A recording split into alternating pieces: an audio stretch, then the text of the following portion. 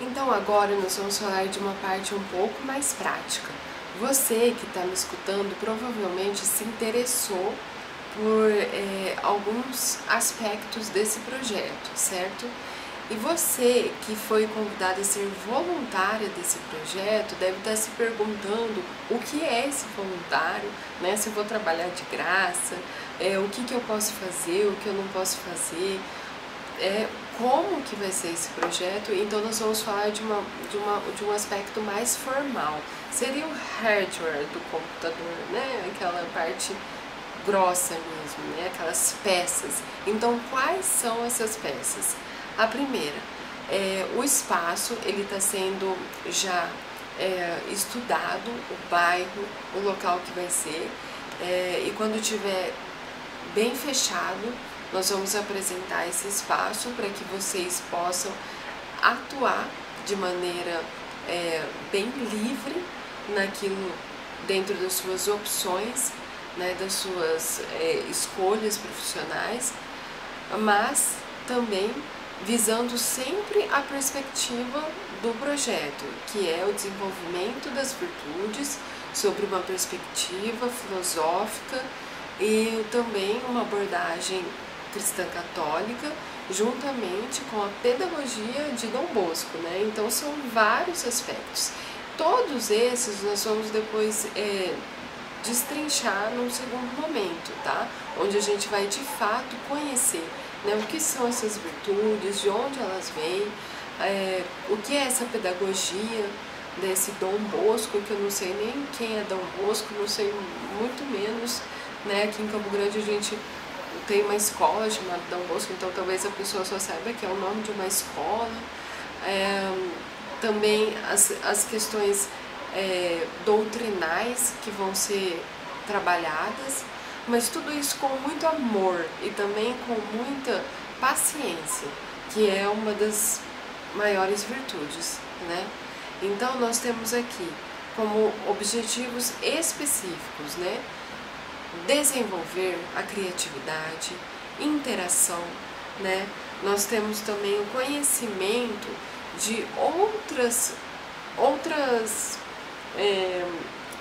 áreas nas quais passam a educação também, né? Por exemplo, quando a gente faz uma educação de uma criança dentro de casa, nós como mãe, a gente quer desenvolver ao máximo ela, a gente quer que ela aprenda a se comportar, quer que aprenda a obedecer, quer que aprenda a parte lógica, matemática, concreta, quer também que a gente normalmente quer que ela aprenda o inglês, o francês, outra língua, e isso vai ser o espaço. Nós vamos trabalhar para que essa criança se desenvolva nas múltiplas inteligências que ela traz, desde a musical, a afetiva, né, a linguística. Então, assim, nós trabalharemos para que profissionais capacitados possam desenvolver essa criança, para que dê suporte, para que ela também se desenvolva, mas para que ela encontre uma virtude dentro desse aspecto de desenvolvimento, né?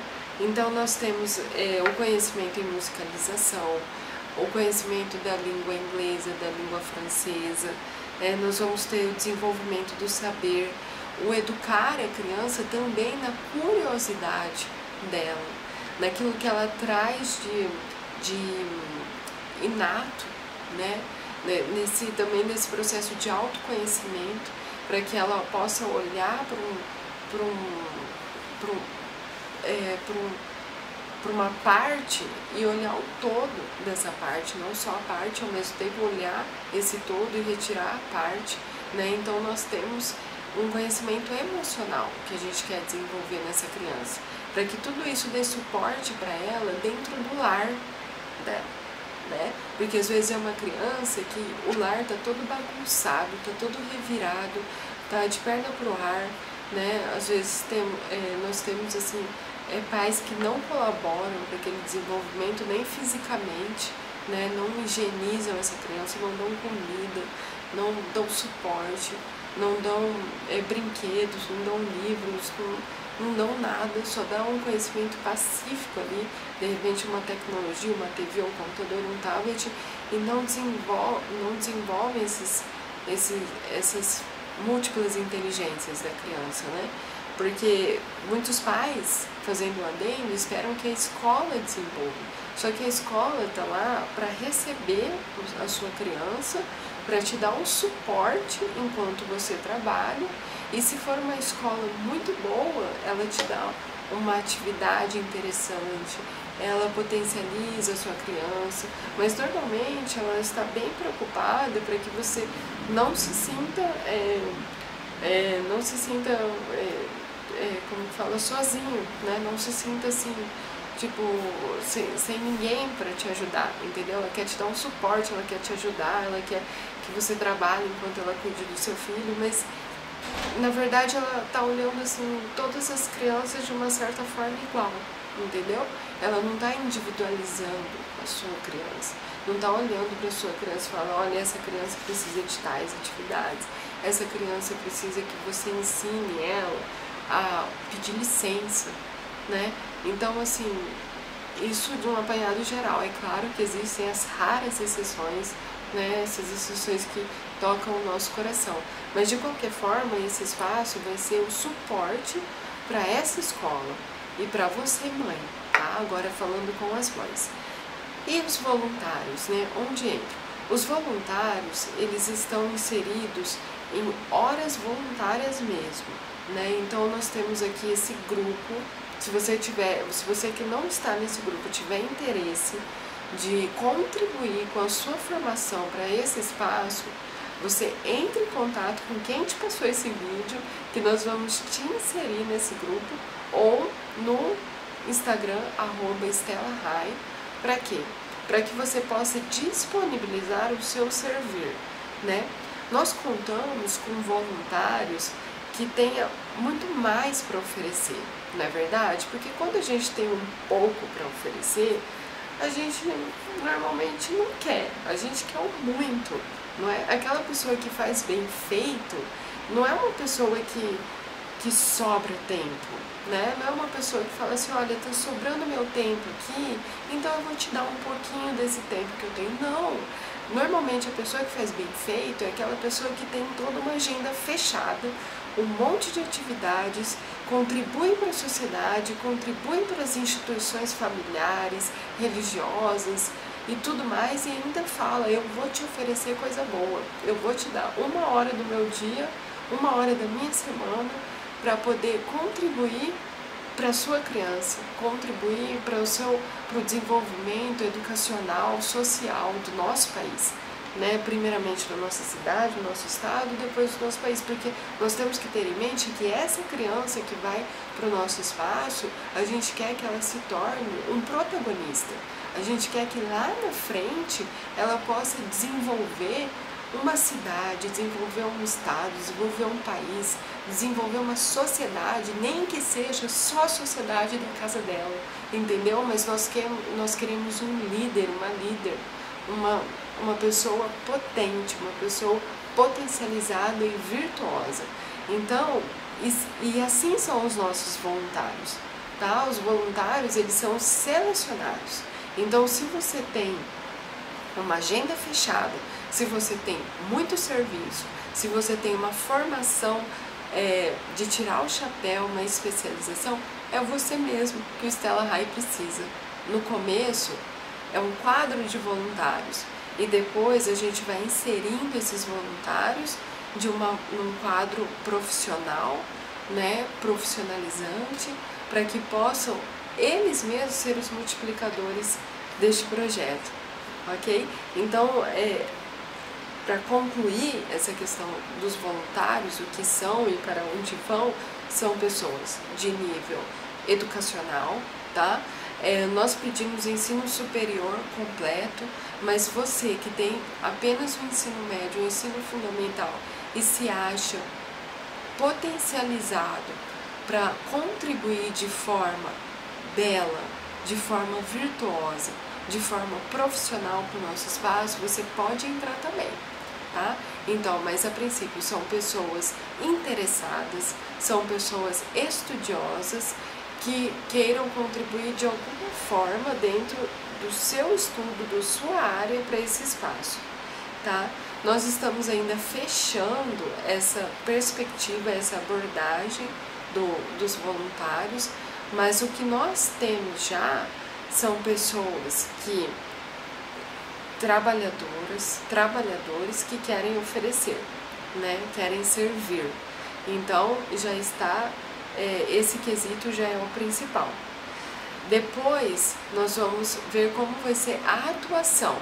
Então nós temos psicólogas, pedagogas, né? Então qualquer pessoa que de uma certa forma se sente apta a estar na educação de criança, que não passa somente pela faculdade de pedagogia ou psicologia ou pela especialização de psicopedagogia, já visto que em algumas cidades até uma faculdade de psicopedagogia, não é só isso, porque a educação não é esse diploma, a educação é integral, né? Nós temos muitas mães que não têm, digamos que, formação acadêmica nenhuma, mas são as maiores educadoras desse Brasil, né? Então nós temos histórias de mães assim, que desenvolveram virtudes, que potencializaram seus filhos puderam ser protagonistas, puderam também conseguir um diploma acadêmico. Então a pessoa que vai atuar no Stella High tem que se sentir uma educadora, de alguma forma, entendeu? Nem que seja uma educadora de apenas de silêncio, de como silenciar, de como mostrar a essas crianças a virtude da temperança, a virtude da paciência, do silêncio na hora certa. Então nós queremos mulheres e homens que sejam protagonistas nesse sentido, tá? Então você que se sente tocado, escolhido, você que me conheceu de uma certa forma, que me conhece, ou você que não me conhece, mas se interessa pelo meu trabalho, se sinta convidada a fazer parte do nosso grupo, tá bom? Pode começar pelo Instagram, depois pode chamar inbox pra gente inserir no nosso grupo de WhatsApp. E o que nós vamos fazer a princípio, até o nosso projeto sair? Nós vamos fazer formação, tá? Eu e vocês vamos conhecer mais as nossas abordagens filosóficas e pedagógicas, né? Então nós vamos primeiro conhecer as virtudes, de onde elas vêm. Nós vamos conhecer também a pedagogia de Dom Bosco. Nós vamos passar pela mística de Dom Bosco, né? Dom Bosco foi uma pessoa que trouxe uma certa mística para a educação, né? Mística por quê? Porque ele desenvolveu pessoas para começar dele mesmo, que não tinha nenhum gato para puxar pelo rabo, viveu numa época de muita pobreza, né? Ele nasceu em 1800, eu vou até confirmar aqui para não falar errado para vocês. Ele nasceu em 1815, então era uma época na Itália, uma época de fome, de pobreza, de falta da educação. Ele perdeu o pai quando ele tinha 2 anos, mas ele recebia em sonhos as mensagens para ele prosseguir, entendeu? Então aos 9 anos ele teve um primeiro sonho, e nesse sonho foi falado para ele: seja perseverante, seja amável, trabalhe, tá? Procure também as belas artes, procure artes e saiba que você vai ser uma pessoa que vai mudar uma história, entendeu? Então ele trabalhou para isso e ele foi seguindo todos esses chamados que ele escutava em sonhos, e depois ele foi transformando em realidade. Então Dom Bosco, ele não teve só uma pedagogia de amor, ele foi o próprio amor. Ele nasceu de um nada, de uma sociedade sem amor, e ele se transformou no próprio amor, né? Ele conseguiu tirar leite da pedra, literalmente, né? Um caso em que ele acolheu os meninos, né? As crianças que ele recolhia na rua, que eram os brigões, que eram os ladrões, os que eram mortos. Ele viveu numa sociedade em que as pessoas estavam passando tanta fome que elas comiam grama do chão e eram encontradas mortas com grama na boca. Por quê? Porque não alimentavam, enfim. Então eles estavam passando fome. E hoje eu vejo que não há muita diferença da sociedade de Dom Bosco. Hoje nós estamos numa sociedade que as pessoas morrem de fome fisicamente por causa de questões políticas, mas também espiritualmente, virtualmente. Tem pessoas que nascem e morrem sem conhecer o belo e o bom.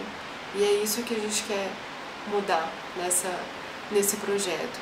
Então, para concluir a questão de Dom Bosco mesmo, da história dele, da pedagogia dele, não tem como a gente falar da pedagogia dele sem falar dele. Então nós vamos conhecer ele, nós vamos conhecer a pedagogia dele e nós vamos ver qual foi o trabalho dele para que a gente possa colocar dentro do nosso trabalho como uma pessoa leiga, né? Porque nós temos, por exemplo, os padres, né? Muitos padres, os salesianos, por exemplo, eles são formados por Dom Bosco, né? E eles estão inseridos de forma